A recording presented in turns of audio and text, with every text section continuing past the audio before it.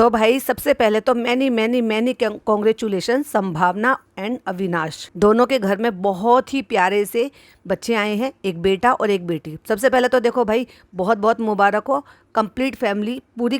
पूरी कंप्लीट हो गई है, एक बेटा भी और एक बेटी भी। जैसे कि हमने हमेशा से सुना है संभावना के व्लॉग में कि मुझे बेटी चाहिए, मुझे बेटी चाहिए। वही वाली बात है कि अगर आप मन में कोई चीज़ सोच कर रखते हो पॉजिटिव अच्छी के लिए, तो वो अच्छा ही होता है। तो वंस अगेन एक बार और फिर से मुबारक हो और अल्लाह ताला उन बच्चों की लंबी उम्र करे, नेक बनाए और अपने माँ बाप का फर्माबरदार बनाए। फर्माबरदार मतलब अपने माँ बाप की इज्जत, रिस्पेक्ट और उनको गर्व कराने वाले बनाए। तो देखिए, बहुत ज़्यादा तो मैं नहीं करूँगी क्योंकि ये 23 मिनट का व्लॉग है। तो फिलहाल के लिए तो जो मुझे कुछ अच्छे और ऐसे मोमेंट लगे ना, तो मतलब बहुत कनेक्ट हुई मैं, वही मैं आपके साथ शेयर करूंगी। लेकिन उसके अलावा कुछ और चीज़ें भी हैं जो शायद मैं इसके बाद कोई पॉडकास्ट बनाऊंगी तो उसमें बोलूंगी। क्योंकि देखो, अटपटा तो बहुत चीज़ें जिनको मैं बहुत पहले से कॉल आउट करती आ रही हूँ, वही सारी चीज़ें हमें देखने के लिए भी मिली। जैसे कि अब ये निकले हैं यहाँ से और इनकी रात को इन्होंने ब्लॉगिंग शुरू करा है 3 बजे कि हमें कॉल आया है। ठीक है, हमें कॉल आया है और ये कह रही, ये उन्होंने वहाँ बाद में बताया कि कैसे कॉल हुआ और रिसीव हुआ।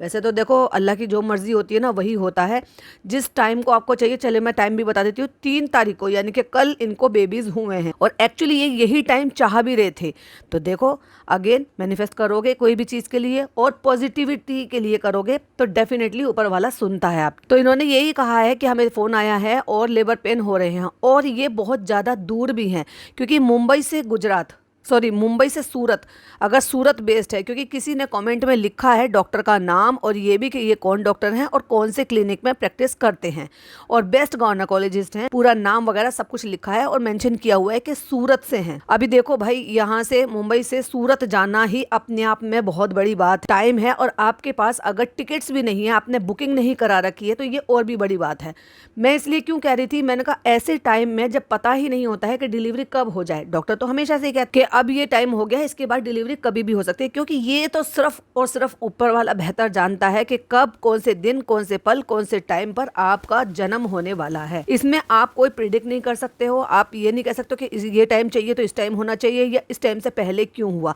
लेकिन इंसान के लिए ना एक प्रिपरेशन होती है मन में कि भाई आप ठीक है, टाइम पूरा हो गया, अब कभी भी डिलीवरी हो सकती है, तो अपने हिसाब से प्रिपेयर रहना है। जैसे कि बच्चे के दादा दादी यहाँ पहले ही आ जाते हैं, जो कि मैं बार बार अगेन एंड अगेन बोल रही हूँ, कितना भी ऐसा टाइम हो, 10 साल बाद तरसने के बाद अगर आपके घर में पहले जो है आपकी नेक्स्ट जनरेशन आ रही है, तो भाई खुशी मनाने का या उसकी प्रिपरेशन करने का या उसी माँ बाप के साथ रहकर उनके अपने घर के रिचुअल या कोई भी चीज़ें हैं उनको बताने का उनका भी पूरा अधिकार बनता है, जिससे इन दोनों मियाँ बीबी ने उनको वंचित रखा, जो कि बहुत गलत बात है। अगर चलो मान लो कि अभी डिलीवरी में उन्होंने टाइम बता दिया था कि मतलब 5 से 10 के बीच में ये डिलीवरी का टाइम हो सकता, तो क्या ये जब इनको पता चल गया था तो तब ये मम्मी पापा को नहीं बुलाया जा सकता था? जैसे कि मैंने पहले भी बोला अगेन एंड अगेन कि अगर आप जैसे चाह रहे हो कि टिकट मिल जाए, ना मिले, कोई ऐसी चीज़ हो कि आपको अवेलेबिलिटी ना हो, कंफर्मेशन ना हो टिकट्स के लिए, तो दिक्कत होती है जब आप एक सिटी से दूसरी सिटी ट्रैवल करते हैं। तो अच्छा है कि आप टाइम लेकर पहले ही वो सारी चीज़ें कर लें। अगर अपने बेटा बहू के घर में कुछ टाइम पहले ही आ जाएंगे तो बुराई क्या है। और अंकल जी कोई जॉब तो करते नहीं है कि भाई वो इतने दिन की छुट्टी लेकर आएंगे, ऑफ कोर्स, तो उनको व्लॉगिंग यहाँ से भी करनी है, वहाँ से भी करनी है। पता नहीं भाई इनका क्या माइंडसेट है और ये कैसा बेटा है। ये इसमें और जो फनी है ना, मुझे लगता नहीं कि कोई फर्क होगा, क्योंकि ना उसको अपने माँ बाप की पड़ी है ना इनको अपने माँ बाप की पड़ी। तो वो नहीं आए, लेकिन उनको वीडियो कॉल पे जब दिखाया तो भाई साहब आपको तो पता ही है, तो जब वो वीडियो कॉल पे दिखा रहे थे तो लग रहा था कि भाई वो कितने मचल रहे होंगे कि हम बच्चे को सामने से देखें, हम उनको लें, गोदी में लें। अब जब बच्चे हो गए हैं, अचानक डिलीवरी का टाइम हो गया है, वहाँ पर पहुँच गए हैं, तो उसके बाद ही अब वो सोचेंगे कि अभी इनकी टिकट कर दें। तो आपको लगता है कि कल की टिकट मिल जाएगी, परसों की टिकट मिल जाएगी? हाँ, अब 3 तारीख को उन्होंने जब बता दिया है,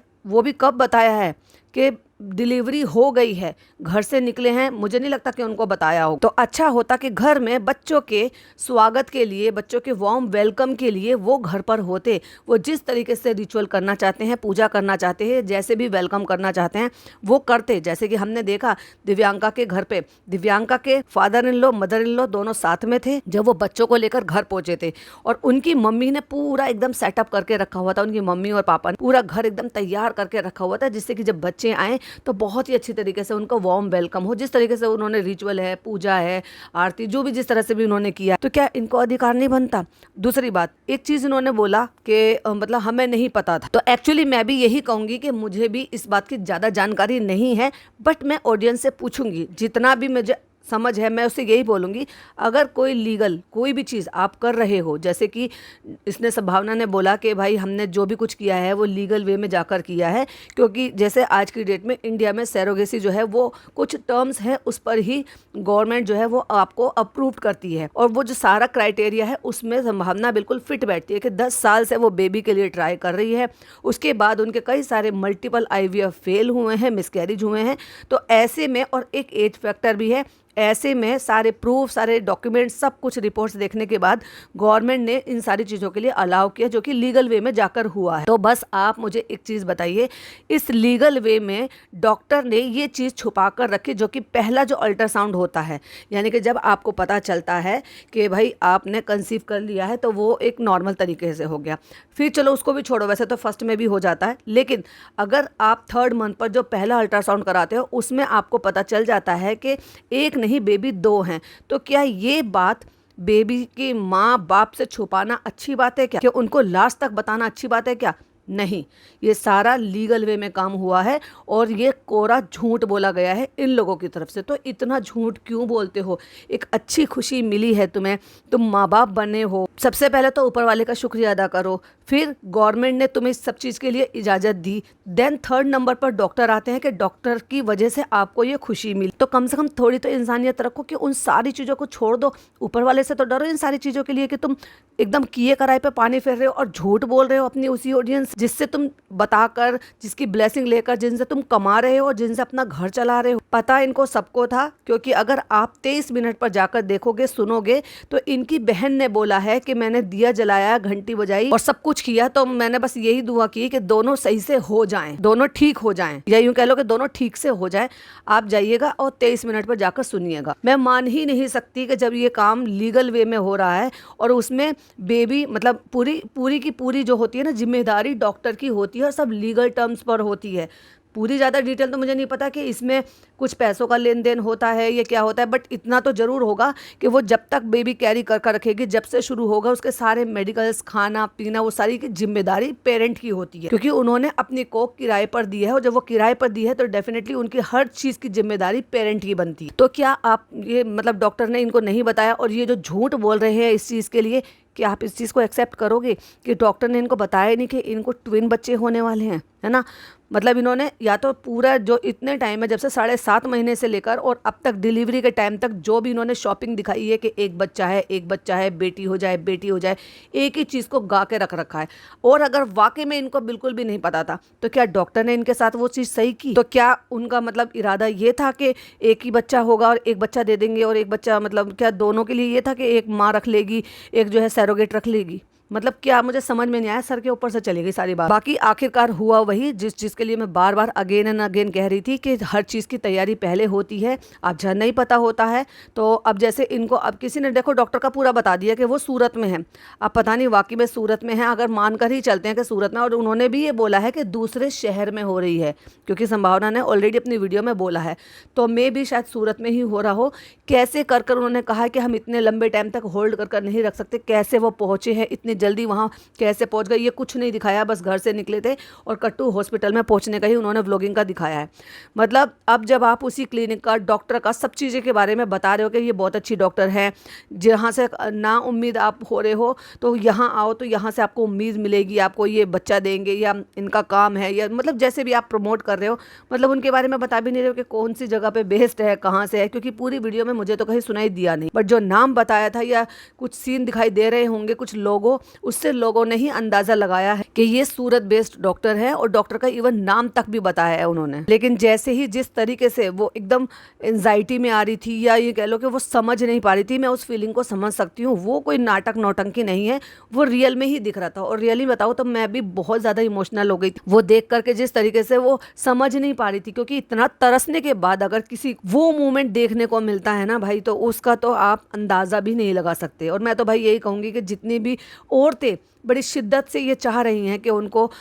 माँ बन जाए, उनको औलाद नसीब हो जाए, तो अल्लाह ताला, मैं तो दुआ करूँगी कि उनको कम से कम एक औलाद तो ज़रूर से दे। बाकी तो वो 2 चाहे 4 चाहें, बट मैं ये कह रही हूँ कि कोई भी बे औलाद ना रहे, औलाद से ना तरसे, बेटा हो बेटी हो मैटर नहीं करता, बस माँ बननी चाहिए, उनकी वो ख्वाहिश पूरी हो जानी चाहिए कि हाँ मैं भी एक माँ हूँ। बहुत सारी औरतें होती हैं जो इस चीज़ के लिए तरसती हैं, उनकी शादी को 8 साल 6 साल 5 साल। अब बहुत सारे लोग ये भी कहते हैं कि क्या माँ बनने से ही एक औरत पूरी होती है? तो बिल्कुल भी। बहुत सारी फीमेल्स ऐसी होती हैं जिनकी फर्स्ट चॉइस नहीं होती है कि हम बच्चा कैरी करें या हम अपना बच्चा रखें अपने पास या हम माँ बने, हम ठीक हैं, हम पूरे हैं, हम अपनी लाइफ में खुश हैं, वो उनकी अपनी चॉइस है। लेकिन मैं उनके लिए कह रही हूँ जो एक्चुअली वाकई में चाहते हैं कि हाँ अब हम अपनी फैमिली बनाएं, हम माँ बाप बने, तो भाई अल्लाह ताला उनकी वो दुआ ज़रूर पूरी करें। इन सब में मेरी एक सब्सक्राइबर हैं नौशीन जी, वो बड़ी शिद्दत से दुआ करती हैं और अक्सर वो बोलती हैं इस चीज़ के लिए, तो मैं उनके लिए भी यही दुआ करूंगी। या उनके अलावा और भी कोई जो भी मेरे सब्सक्राइबर है जो उम्मीद करती हैं, तो अल्लाह ताला उनकी वो ख्वाहिश जरूर पूरी करे और एक औलाद तो उनको जरूर से दे। तो मुझे बहुत अच्छा लगा, बहुत टची लगा एकदम से,